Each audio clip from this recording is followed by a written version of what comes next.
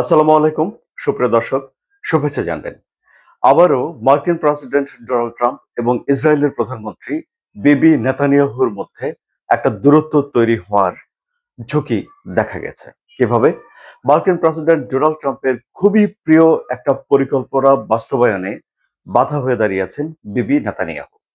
অর্থাৎ Donald Trump যেভাবে পরিকল্পনা বাস্তবায়ন করতে যাচ্ছেন, সেই বাস্তবায়নের শর্তগুলো মানতে অস্বীকৃতি জানিয়েছে ইসরায়েল এবং বিবি নেতানিয়াহুর নেতৃত্বে সেই পরিকল্পনাতে একটা অচলাবস্থা তৈরি হয়েছে। কি সেই পরিকল্পনা? ইরানের নয় ডেফিনেটলি, কিন্তু ইরানের সঙ্গেও এই ঘটনার কিছুটা যোগসূত্র রয়েছে। তাই আলোচনা করব এই কন্টেন্টে। আমি আনোয়ার সাদি আপনাদের স্বাগত জানাচ্ছি। আলোচনা করছি আমরা ফিলিস্তিন প্রসঙ্গে। আপনারা জানেন যে গাজাতে ডোনাল্ড ট্রাম্প একটা শান্তি পরিকল্পনা বাস্তবায়ন করছে।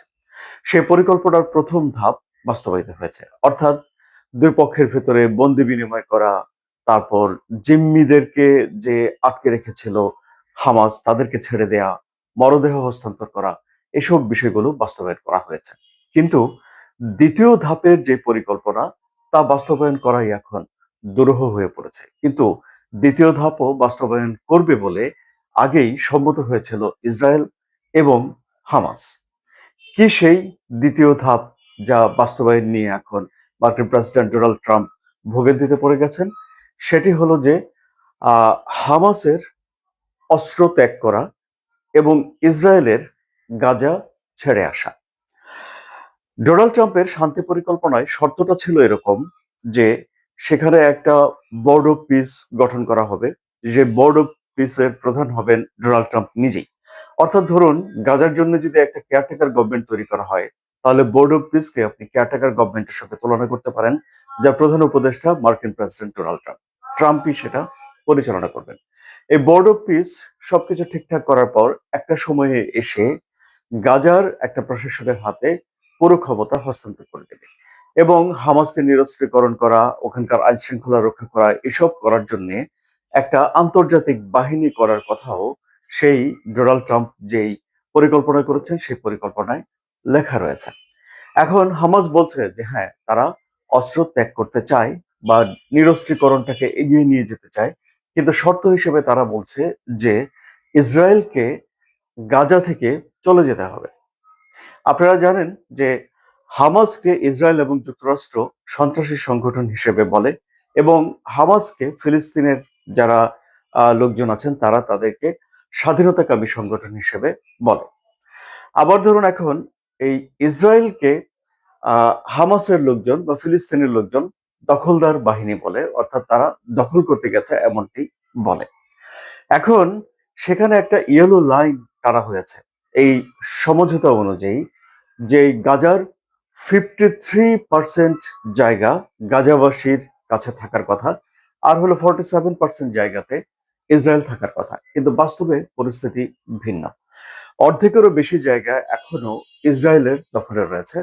হামাস বলছে যে আগে ইসরায়েলের সেনাবাহিনী এই জায়গা ছেড়ে, দখল ছেড়ে পিছু হটে চলে যাবে, তারপরে হামাসের লোকজন তাদের যে অস্ত্র আছে সেগুলো তারা ত্যাগ করে নিরস্ত্রীকরণটা করবে। কিন্তু ইসরায়েল বলছে যে না, আগে হামাসকে তাদের সব অস্ত্র ছেড়ে দিয়ে তাদেরকে নিরস্ত্র হতে হবে প্রপারলি, যথাযথভাবে। যতক্ষণ পর্যন্ত তারা এই কাজটি না করবে ততক্ষণ পর্যন্ত তারা সেখানকার দখল ছেড়ে যাবে না। সুতরাং একটা অচল অবস্থা কিন্তু সেখানে তৈরি হয়েছে। অর্থাৎ হামাস চায় যে আগে গাজা থেকে ইসরায়েল সরুক, ইসরায়েল চায় যে আগে হামাসের হাত থেকে অস্ত্র সরুক। এই অচল অবস্থায় এসে এখন মার্কিন প্রেসিডেন্ট ডোনাল্ড ট্রাম্পের এই যে শান্তি পরিকল্পনা, যে শান্তি পরিকল্পনা বাস্তবায়িত হলে তিনি নোবেল পুরস্কার পেতে পারেন বলে আশা করছেন, সেটি বাস্তবায়নে এখন দুরূহ হয়ে পড়েছে এবং সেখানে একটা জটিল পরিস্থিতি তৈরি হয়েছে। তাহলে হামাসকে আহ ইসরায়েলের প্রধানমন্ত্রী বিবি নেতানিয়াহু চেয়েছিলেন নির্মূল করতে।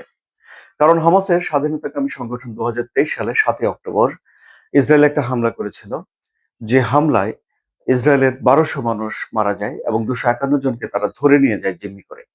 এরপরেই ইসরায়েলের প্রধানমন্ত্রী বিবি নেতানিয়াহু তিনি ঘোষণা করেছিলেন জিম্মিদেরকে ছাড়িয়ে না আনা পর্যন্ত এবং হামাস নির্মূল না করা পর্যন্ত যুদ্ধ চলতে থাকবে। তিনি হামাসের বিরুদ্ধে যুদ্ধ ঘোষণা করলেও কার্যত যুদ্ধটা ফিলিস্তিনের বিরুদ্ধেই আরোপ করা হয়ে যায় এবং ৭৭,০০০-এরও বেশি মানুষ এই যুদ্ধে মারা যায়, যাদের বেশিরভাগই নারী এবং শিশু।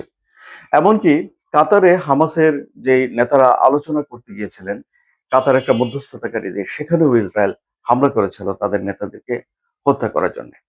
সো এখন ইরানের সঙ্গে তাহলে কি সম্পর্ক? ইরানের সঙ্গে সম্পর্ক হলো যে এই হামাস হলো ইরানের বন্ধু, বা ইরানের যেই প্রক্সি গ্রুপ রয়েছে যাদেরকে বলা হয় অক্ষ শক্তি। এই অঞ্চলে ইরান তার যেই অক্ষ শক্তি সাজিয়েছে তার মধ্যে হামাসও রয়েছে।